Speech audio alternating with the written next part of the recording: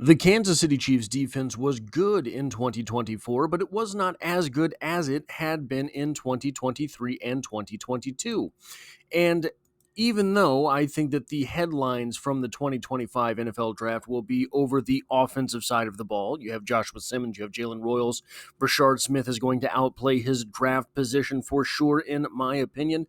This was, once again, for the Kansas City Chiefs, a defensive draft. 4 of their 7 picks were on the defensive side of the ball. And in this video, we're going to talk about why that is the case, and also why Ashton Gillotte may be the most important defensive player that the Kansas City Chiefs picked during this draft. Maybe outweighed by Umar Norman-Lott. A lot of people were excited about Umar Norman-Lott in the draft. A lot of people that I really respect their opinion. Ashton Gillotte, however, kind of came out of the blue until you understand what the Chiefs need, and you start looking at what it is that Ashton Gillotte does. So here are the NFL sack leaders in 2022. This was a Super Bowl season for the Kansas City Chiefs. This was a Super Bowl winning season for the Kansas City Chiefs. You have the Chiefs second in the NFL at 55. Now, second to the Eagles, who had 70 sacks, a drop all the way down 15 sacks to the number 2 spot with the Kansas City Chiefs. But again, that is a top 5 position. It is the number 2 position in the NFL.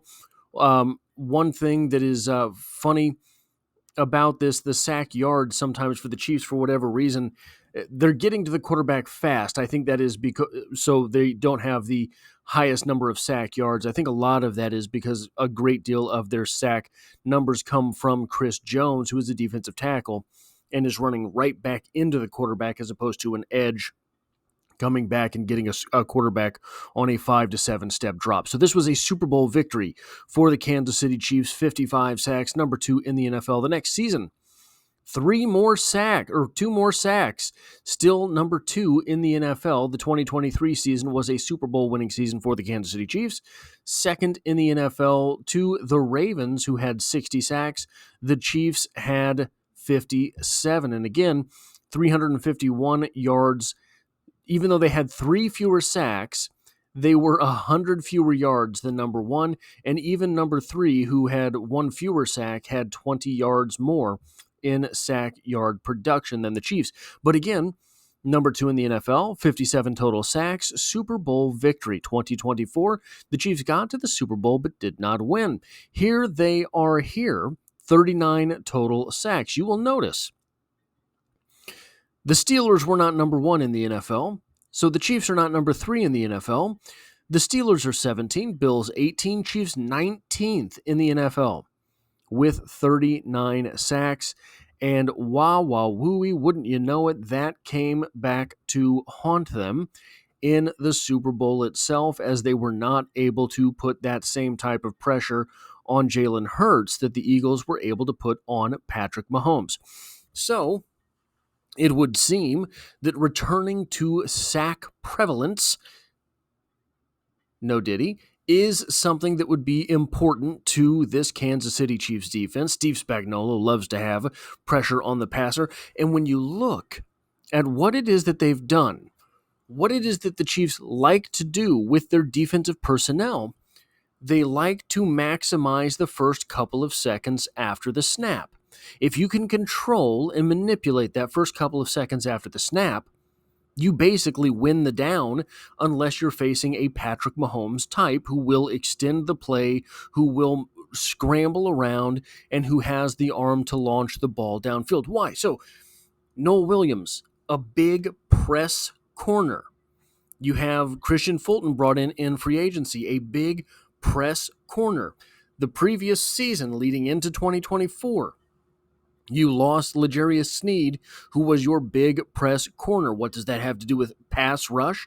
Well, if the quarterback can't get rid of the ball in the first couple seconds after the snap, then he's holding onto the ball longer, allowing the defensive line to close in on him.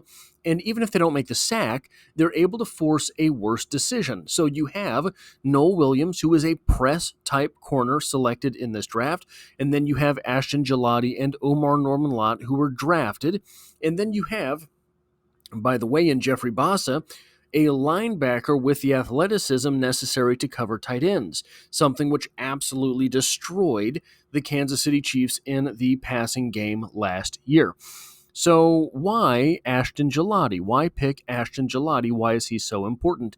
Top 2025 NFL Draft edge defenders on true pass sets in 2024. Ashton Gillotte is tied for fourth in all players selected in the draft. Now, there is a little bit of leeway in this list from scouts, it seems, because Josiah Stewart from Michigan was selected 90th overall. Abdul Carter, you may remember, was selected 3rd overall.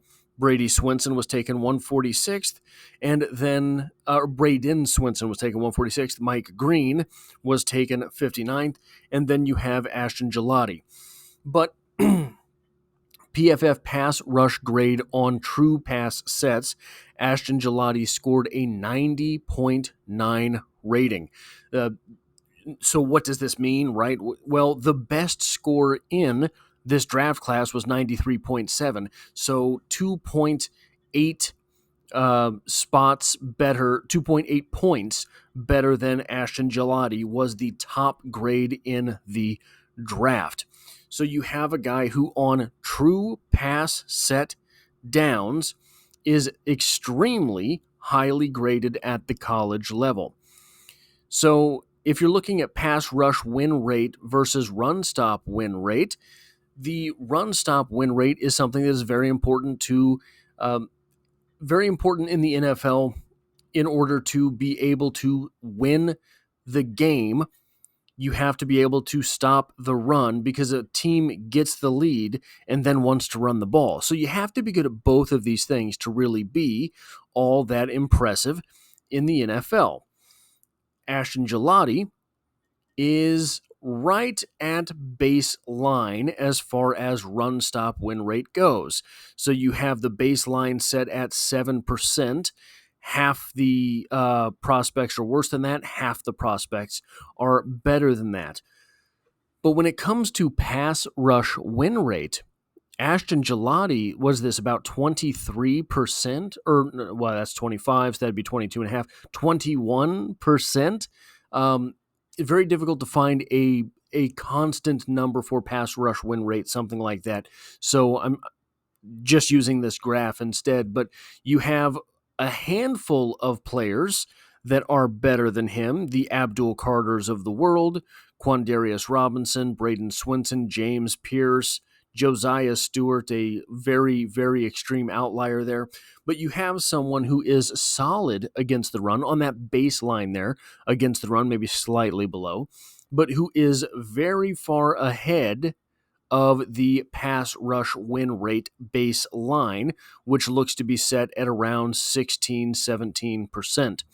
So Ashton Gillotte being way up here is a sign that he is a consistent pass rush winner. So we have this from PFF on the as the pick was made. They graded it a below average pick, but I think that's because they do not take all things into consideration. There's no reason to consider this a below average pick, especially in the 3rd round. The PFF team said this of the pick: the Chiefs have bolstered the trenches with their 1st, 2nd, and 3rd round picks. Yes, they did.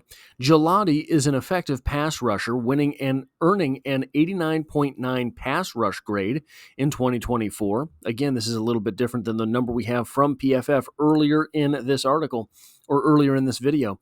He is also a stout run defender who posted a run defense grade of 84.8 and 78.0 in 2022 or 2023 and 2024, respectively.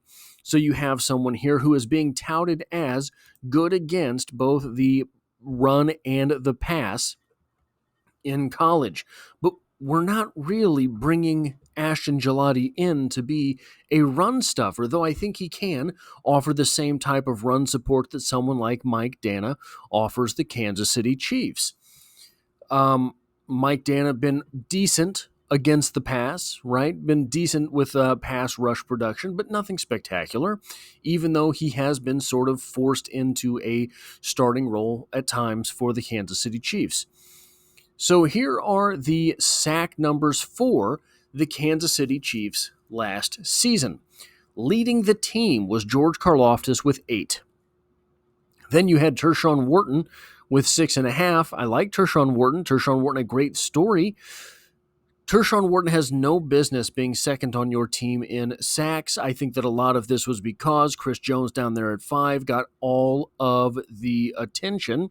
Then you have Mike Danna at 3.5 sacks, Mike Pennell at 3 sacks. I don't remember a single one of those sacks. Nick Bolton with 3 sacks, Felix Anudike-Uzomah with 2.5, Drew Tranquill with 2. Anyone else who had a sack on the Kansas City Chiefs had a single sack, so I did not include them in this graphic. Very interesting that there are so few sacks to go around with the top names on this list. And adding to it, Tershawn Wharton is gone. Mike Pennell, I don't know if he makes the team this year. I like Mike Pennell, but he is getting older. They are bringing in younger defensive tackles. Probably they will keep him around or try to keep him around because he is so stout against the run. But looking at this list, you can tell that the only person here who warranted extra attention was Chris Jones. George Karlaftis has been decent, and 8 sacks is nothing to snub, but it's also nothing to write home about. He was at 11 last season, so dropping all the way down to 8 this season. Chris Jones dropping all the way down to 5, despite playing in 15 of those 17 games. This group needed an injection of vigor, youth, and absolute juice. Omar Norman-Lott will appear on this list next year. I think Coziah Izzard might appear on this list next year, but for sure, Ashton Gillotte will appear on this list next year. Who is Ashton Gillotte? Why am I so sure he will appear on this list next year? Well, here are Ashton Gillotte's RAS scores. You have someone who is a 9.74 grade overall. What got him in trouble? What kept him from being drafted earlier than he was? He's only 6'2.5". That is basically Mike Danna's height, however, so we know that you can produce in the NFL at that height. Only 264 pounds, not a great number there. Almost 32-inch arms at 31.88 inches. Got a healthy bench press of 24 reps, but nothing really to write home about. But it's after those numbers that Ashton Gillotte absolutely made a name for himself in testing. A 36.5-inch vertical leap is a 9.24 grade. A 10-foot flat broad jump is an 8.43 grade. And now we get into some really, really exciting stuff. Because, look, vertical and broad jump are very good numbers for defensive linemen to excel at. It is an explosive number, right? So being able to explode off the defensive line is a good thing. If you can explode as a lineman, that means you're looking at a very strong, athletic individual. But we get over to the speed and agility scores, and we find what the Kansas City Chiefs really must have liked about Ashton Gillotte, at least enough to push him up into third-round consideration for them. A 4.6 or a 4.85 40-yard dash is a 9.2 grade overall for the 40-yard dash. That's a 4.65, isn't it? Pardon me. But what is that a 6? I can't tell. I can't remember what number it was. Let's see. Yeah, 4.65. Then you have this is the one that gets me. The 10-yard split of 1.59. Why does that get me? Well, that's right off the ball. That's getting back into the backfield and getting the quarterback. A 1.59 10-yard split scores a 9.45. So I can't really make heads or tails of the 20-yard split. I don't really see the usefulness of it. Not saying that it isn't useful, but I'm trying to. So when I see a good 10-yard split, I know that's 80% of the plays in the NFL is the 10-yard split. The 40-yard dashes, speed and athleticism combined. The 20-yard split, whatever it's worth, Ashton Gillotte scored a 9.97 with a 2.54 20-yard split. And then you have the really important numbers here, the agility numbers. How bendy is this athlete? A 4.35 short shuttle, which is a score of 8.17, and a 3-cone drill of 6.94, which scores 9.63. Ashton Gillotte is an athlete who's going to be able to make offenses plan for him. That's the athlete. We don't know about the football player yet. It could be that by the end of Ashton Gillotte's rookie season, teams know his name and have to prepare for Ashton Gillotte. If he definitely has those tools. With the exception of height, with the exception of arm length, he has those tools. If he's able to cash in on those tools, and the Chiefs all of a sudden have Chris Jones, for whom a team has to game plan, then you have George Karlaftis, who's definitely a good edge player in the NFL, not elite, but solid. Then you have Omar Norman-Lott coming from the inside, who definitely looks to be one of these players who's going to make an impact on Sundays. And then you have Ashton Gillotte, who has to be accounted for from the other side.